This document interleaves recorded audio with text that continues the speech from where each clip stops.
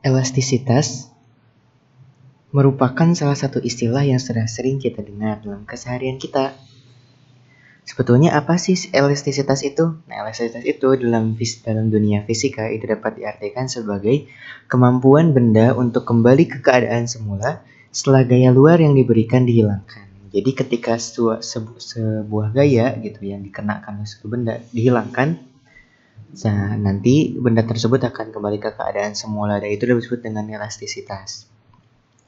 Nah, muatan yang dibahas dalam elastisitas itu banyak sekali. Yang pertama, ada tegangan, kemudian ada renggangan, kemudian ada modulus elastisitas, kemudian ada hukum Hooke, ada energi potensial pegas sampai susunan pegas. Nah, dari kesemua ini pasti memiliki konsep yang berbeda-beda.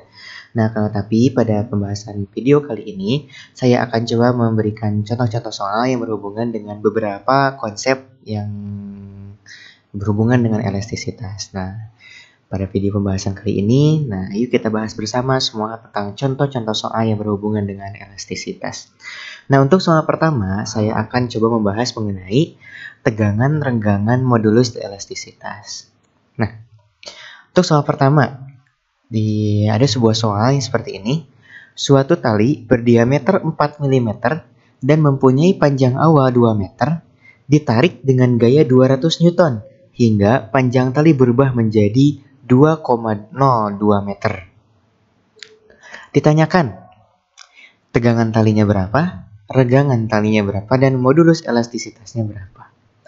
Nah, berdasarkan soal ini, kita dapat menyimpulkan nih, bahwa pertama, diameter dari tali tersebut 4 mm, atau misalnya kita juga dapat ubah ke satuan SI yakni 0,004 meter, atau ketika kita ubah kembali menjadi 4 kali 10 pangkat min 3 meter.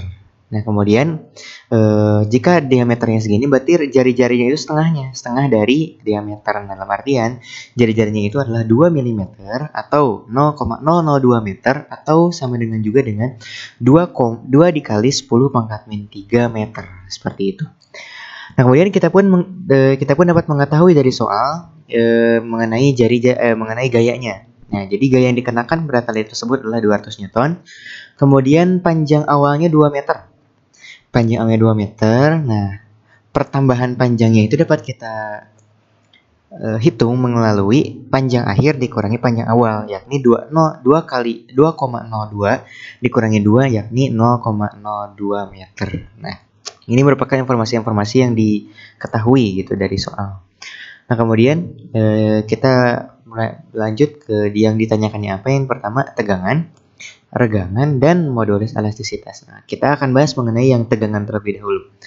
Nah, untuk konsep tegangan itu sangat sederhana sekali. Jadi tegangan itu dapat kita cari melalui rumus tegangan. Nah, rumus tegangannya itu sangat simpel sekali, yakni gaya dibagi luas permukaan. Nah, akan tetapi kita belum menemukan luas permukaan dari tali itu berapa. Nah, seperti yang kita tahu bahwa luas permukaan perampang tali itu memiliki bentuk lingkaran, gitu kan?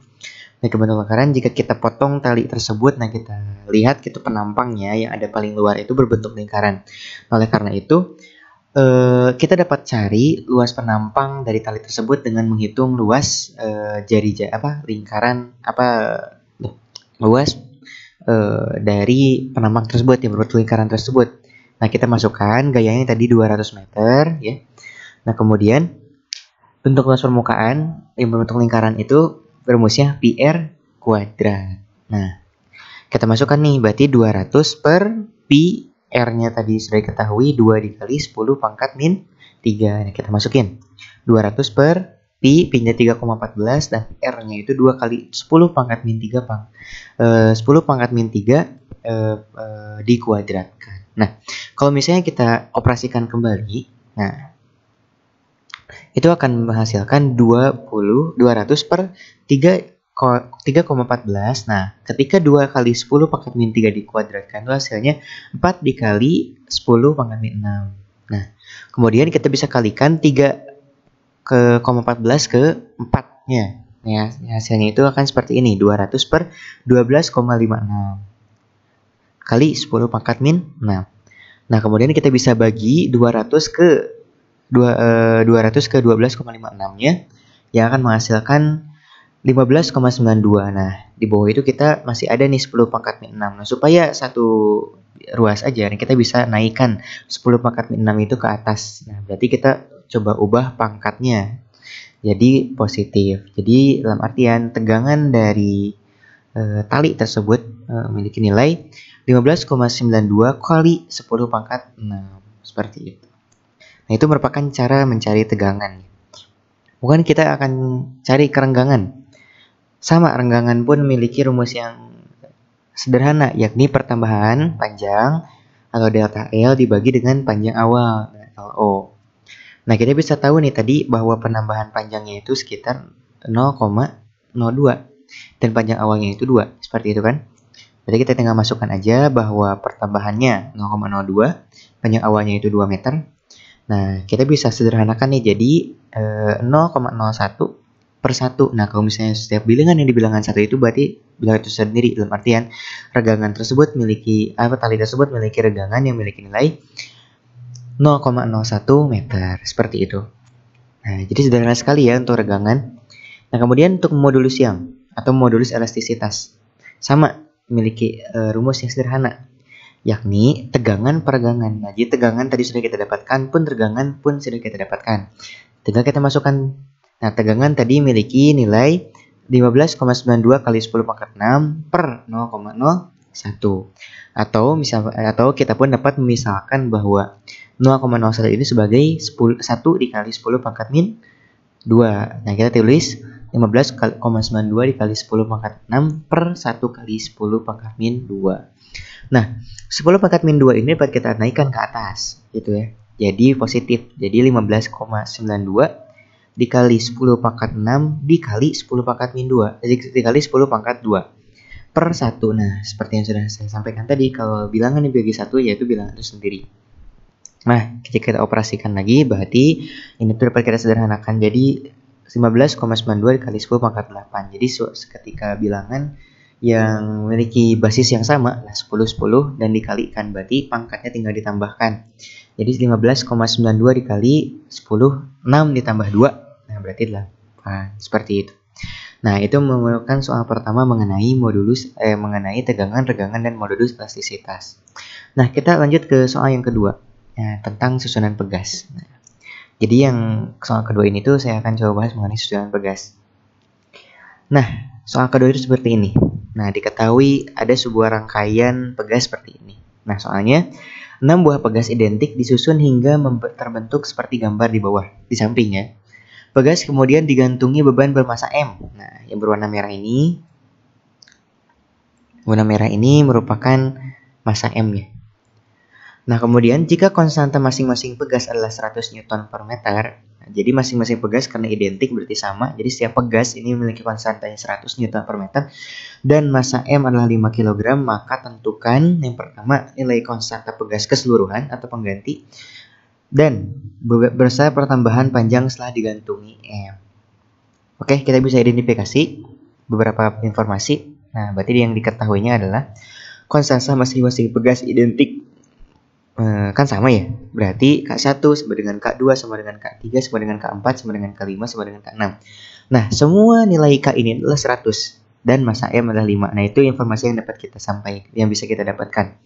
Nah, yang ditanyakannya apa? Yang ditanyakannya itu adalah nilai konstanta pegas pengganti dan besar pertambahan panjang setelah digantungi M. Nah, kita bisa cari tahu untuk yang pertama dulu, nilai konstanta pegas pengganti. Nah, ini tuh sangat sederhana sekali ya, teman-teman. Jadi, ya kita tampilkan gambarnya. Jadi ketika pegas disusun paralel seperti disusun paralel seperti ini, nilai konstanta pegas penggantinya itu tinggal ditambahkan semua. Ya. Jadi K1, K2, K3 itu dapat kita ubah menjadi konstanta pegas pengganti dengan cara ditambahkan. Jadi 100 ditambah 100 tambah 100 kan ada 3. Nah, itu 300. Nah, jadi K1, K2, K3 itu dapat kita ubah menjadi 300 karena disusun paralel. Pun yang bawahnya tuh K4 dan K5 pun dapat kita ubah nih karena disusun paralel menjadi 100 ditambah 100 sama dengan 200. Nah, gitu. Nah, untuk yang K6 kan sendiri berarti udah 100 dia gitu. Nah, tapi hubungan antara zona 1 dan zona 2 ini seri gitu. Pun dengan zona 3 ya. Ketika pegas disusun seri, nah maka konstanta pegas itu dapat kita cari dengan rumus berikut nih. 1 per K pengganti ya, K pengganti seri itu akan sama dengan 1 per K1 tambah 1 per K2 ditambah 1 per K3. Nah, K1-nya itu kita misalkan dengan ini. Zona yang pertama ini, yang 3 yang kita gabungkan jadi 300 ini. K2 itu yang ini, yakni ketika K4 dan K5 digabungkan dan K3 itu ini yang sendiri. Seperti itu. Nah, atau misalnya kita tulis ulang ya, 1 per K pengganti itu sama dengan 1 per K1 ditambah 1 per K2 ditambah 1 per K3. Nah, dalam artian 1 per K pengganti itu sama dengan 1 per K1-nya itu ya, ini tadi dengan 300 berarti 1 per 300 ditambah 1 per K2-nya, berarti K2-nya itu 200, jadi berarti tambah 1 per 200 ditambah K3-nya 100, berarti tambah 1 per 100. Nah, kita samakan penyebutnya, berarti FPB-nya itu 600, berarti 1 per 300 ketika penyebutnya harus 600 berarti jadi 2 per 600 ditambah 200 berarti jadi 3 ya. 3 per 600, nah untuk 100 jadi 600 berarti jadi 6 penyebutnya. Berarti harus 6 per 600. Nah setelah penyebutnya sama, kita tinggal jumlahkan pembilangnya berarti tinggi jadi 11 per 600. Nah karena ini 1 per K pengganti, nah kita bisa ubah nih ruasnya, kita bisa ubah menjadi K pengganti sama dengan 600 per 11. Nah ini merupakan K pengganti dari susunan pegas pada gambar tersebut. Nah, kemudian untuk yang kedua, nah kita diminta untuk mencari pertambahan panjang setelah benda diberi M. Nah jadi pertambahan panjang itu dapat kita cari dengan rumus ini. Massa dikali percepatan gravitasi di per K pengganti atau K total. Jadi K totalnya udah dapat ya 600 per 11. M-nya tadi sudah diketahui dari soal, yakni 5 dan G-nya itu 10. Nah, berarti kita tinggal masukkan 5 dikali 10 per 600 per 11. Nah, 11 ini dapat kita naikkan ke atas. Nah, karena sifat pecahan ya teman-teman, jangan sampai lupa.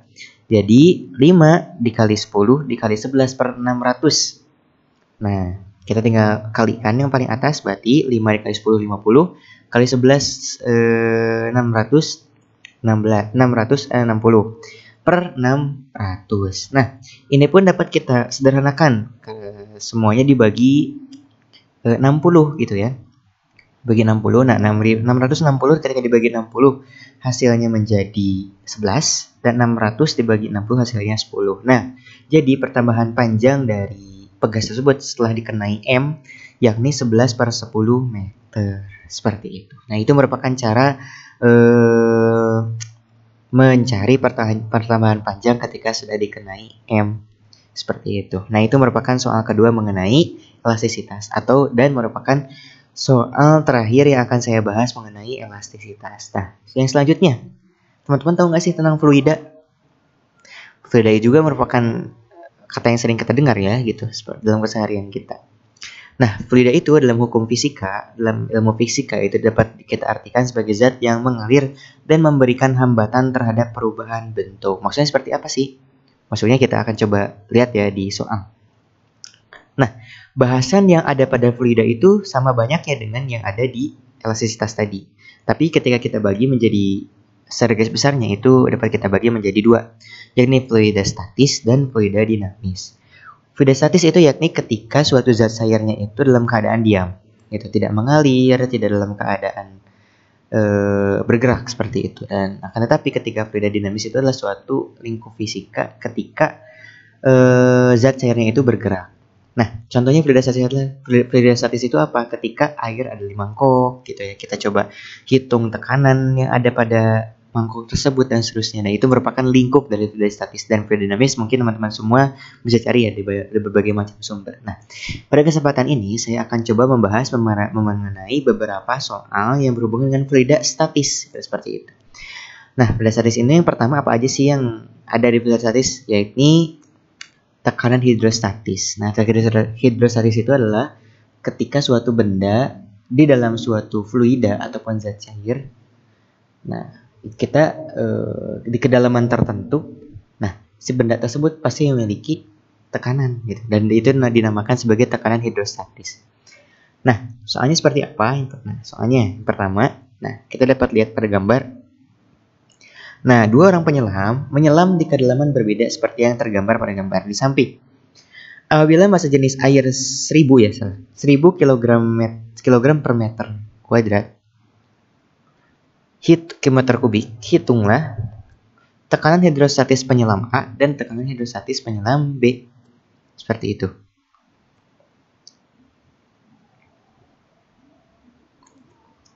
Nah, menurut sama pertama tersebut kita dapat identifikasi berbagai macam informasi ya. Nah, yang pertama, hak penyelam 1 yang paling atas tuh itu 200 meter. H itu apa sih? Ketinggian ataupun kedalaman ya. Kedalaman itu diukur dari permukaan air sampai ke benda tersebut. Tuh. Nah, kita bisa lihat tadi penyelam tadi itu memiliki kedalaman 200 meter. 20 meter. Nah, untuk yang H2 dia itu berada di kedalaman 50 meter dari atas permukaan laut gitu ya.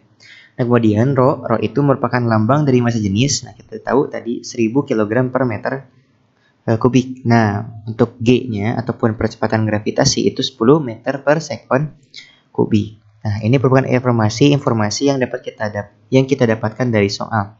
Nah, yang ditanyakan itu apa sih? Yang ditanyakan itu adalah P penyelam A ataupun tekanan hidrostatis penyelam A dan P penyelam B. Nah, cara menentukan ataupun mencari nilai tekanan hidrostatis itu bagaimana sih? Nah, kayak gini. Kita coba yang penyelam A dulu ya, penyelam A. Nah, tekanan hidrostatis itu dapat kita cari dengan mengalihkan rho gitu kan, kemudian dengan percepatan gravitasi dikali ketinggian. Nah, jadi gini, rho dikali G dikali H1 karena penyelam A itu H1 ya. Rho-nya 1000, G-nya 10 dan H1-nya 20. Ketika kita kalikan semua menjadi 200.000 PA ataupun Pascal. Nah, ketika kita sederhanakan, nah ini kita dapat menulis sebagai 2 dikali 10 pangkat 5 Pascal. Nah, itu bukan tekanan hidrostatis penyelam A. Nah, jadi tekanan hidrostatis itu dapat kita cari dengan mengalihkan rho ke G ke H. Nah, bagaimana dengan yang B? Nah, sama yang B juga. Nah, tapi ketinggiannya beda kan. Nah, berarti rho dikali G dikali H 2. Nah, rho-nya itu 1000 dikali 10 dikali H2-nya itu 50. Nah, ketika kita kalikan semuanya itu kita dapat mendapatkan 500.000 Pascal. Ataupun dapat kita sederhanakan menjadi 5 dikali 10 pangkat 5 Pascal. Seperti itu. Nah, itu sederhana ya. Tekanan hidrostatis itu seperti itu cara mencarinya. Oke, kita akan lanjut ke soal yang kedua mengenai hukum Pascal. Hukum Pascal itu apa sih? Hukum Pascal itu tekanan 1 sama dengan tekanan 2 gitu ya. Ketika ada dua tekanan dalam satu zat cair yang berbeda gitu ya. Biasanya hidrolik gitu kan ataupun yang lain gitu. Itu memiliki kesamaan. Nah, misalnya kayak gimana hukum Pascal tuh? Nah, kita bisa lihat pada gambar nih. Misalnya ada mobil bakal dinaikkan oleh hidrolik. Nah, tekanan pada ini gitu ya, zona F1 dengan F2 itu sama gitu. Walaupun mobil itu gede ya, newtonnya atau beratnya itu. Tapi sama. Nah, itu merupakan hukum Pascal. Nah, soalnya sebuah mobil yang beratnya 9000 N diangkat dengan mesin hidrolik. Nah, jika luas penampang piston kecil 5 cm kubik ya, dan piston yang besarnya itu 0,02 meter, berapakah besarnya gaya yang harus diberikan pada piston kecil mesin tersebut? Nah, dapat kita visualisasikan atau misalkan bahwa piston kecil itu F1 gitu kan, bahwa mobil itu F2. Nah, jadi kalau kita udah mengetahui nih bahwa F2 itu 9000 N si mobil itu. Luas penampang pada piston kecil itu 0,02 meter ya. Dan penampang pada piston 2 itu 5 cm kubik. 5 cm kuadrat atau ketika kita ubah ke SI jadi 5 kali 10 pangkat min 4 meter kuadrat. Yang ditanyakan tuh apa? Yang ditanyakan tuh adalah F1. F1-nya berapa sih? Itu. Nah, untuk mencari hukum Pascal itu sederhana sekali. Jadi rumus sederhananya itu P1 sama dengan P2. Nah, P itu F per A kan, seperti yang sudah kita pelajari di SMP ataupun dimanapun. P itu F F per A. Berarti P1 itu berarti F1 per A1 dan P2 itu F2 per A2. F1 kita akan cari nih. A2-nya itu 0,02. Kita masukin nih ke sini. Akan sama dengan F2-nya itu 9000 per 5 dikali 10 pangkat min 4. Gitu. Nah, dalam artian F1 itu akan sama dengan 9000 dikali 0,02 per 5 kali 10 pangkat 4. Nah, bagaimana sih caranya? Nah, ini perkalian gitu ya, kali silang gitu antara 0,02 dan 9000. Nah, F1-nya tinggal sendiri seperti itu. Dalam artian F1 itu ketika kita hitung itu dapat memiliki nilai seperti 225 Newton. Nah, itu merupakan hukum Pascal seperti itu ya. Nah, sederhana sekali. Jadi P1 sama dengan P2. Dalam artian F1 per A1 sama dengan F2 per A2. Nah, itu merupakan cara mencari nilai hukum Pascal seperti itu. Mencari suatu gaya ataupun gaya pada melalui hukum Pascal. Oke, kita lanjut ke soal yang ketiga mengenai hukum Archimedes. Hukum Archimedes itu apa sih? Hukum Archimedes itu hukum gaya apung gitu ya. Gaya apung pada suatu benda. Jadi ketika benda dicelupkan gitu ya ke benda gitu, ke suatu zat cair gitu, akan beda gitu ketika di udara. Misalnya kayak kita menjatuhkan benda dari ketinggian 10 meter gitu ya ke tanah. Set gitu ya. Secepat itu misalnya kita bisa membayangkan kecepatannya. Tetapi berbeda ketika kita menjatuhkan benda tersebut yang sama dari permukaan air ke dasar air, akan lebih lambat. Nah, benda tersebut kenapa bisa lebih lambat? Karena ada gaya Archimedes ataupun gaya apung yang membuat si benda tersebut bisa tidak secepat di udara seperti itu. Nah, soalnya seperti apa? Nah, soalnya seperti ini. Berapa volume batu yang dimasukkan ke dalam air laut jika berat air laut yang dipindahkan batu adalah 2 Newton? Nah, jadi ketika batu tersebut dicelupkan ada air yang terpindahkan ataupun terjumlahkan nah gitu ibaratnya. Nah, kemudian massa jenis air laut itu diketahui 1025 kg per meter kubik seperti itu. Nah, kita dapat mengetahui beberapa hal. Yang pertama, kita dapat tahu bahwa berat air tumpah itu gini. Berat air tumpah gitu ya. Itu akan sama nilainya dengan hukum Archimedes, dengan nilai gaya Archimedes. Gitu. Nah, itu kita save gitu ya di otak kita. Nah, kita dapat tahu nih bahwa berat air yang tumpah itu adalah 2 Newton. Nah, berarti nilai Archimedes itu adalah 2 Newton. Itu kita save juga. Nah, air laut itu 1025 kg per meter kubik dan G-nya ataupun percepatan gravitasinya adalah 10 Newton. Ya, yang ditanyakannya apa? Yang ditanyakan adalah volume batu yang dimasukkan ke dalam air laut tersebut. Nah, jadi hukum Archimedes itu kayak gini. Jadi F Archimedes itu punya rumusnya kayak gini, sama dengan Rho dikali G dikali volume batu. Nah, ini ataupun volume benda yang tercelup. Nah, itu ya, kalau misalnya bukan batu berarti volume benda yang tercelup.